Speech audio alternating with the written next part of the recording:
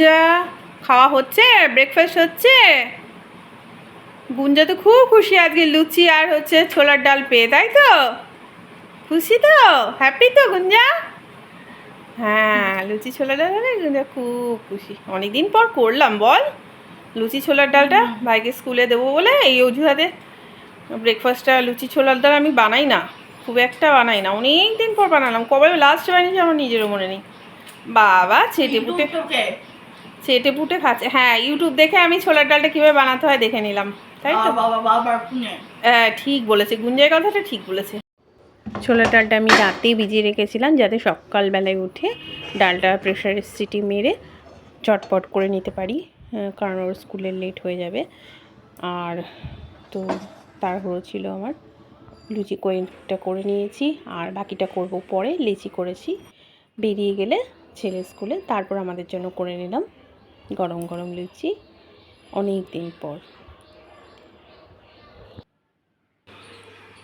কি গুঞ্জা? গুঞ্জার একটা ঘুম থেকে উঠে গেল, একটা ঘুম হয়ে গেল, তাই তো? আজ কি রান্না করব? আজকে রান্না করছি, হ্যাঁ পনির রান্না করছি। হ্যাঁ, পনির কেটে নিয়েছি ছোট ছোট করে, আলুটাও কেটে নুন হলুদ মাখিয়ে নিয়েছি, আর এখানে পোস্ত বাটা আছে। পনির দিয়ে রান্না করব।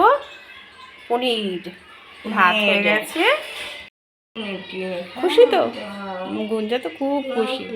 গুঞ্জার জন্যই বাবাকে বললাম যে গুঞ্জার ফেভারিট পনির নিয়ে আসো, আজকে বাবার নিরামিষ, তো নিরামিষ কী রান্না করব? পনির হলে, হ্যাঁ পনির হলে নো টেনশন গুঞ্জার খাওয়া নিয়ে, আর না হলে নিরামিষ খেতেই পারে না গুঞ্জা, তাই তো? সবজি খেতে পারে না, আর কি না, সবজি ভালো লাগে না আর কি।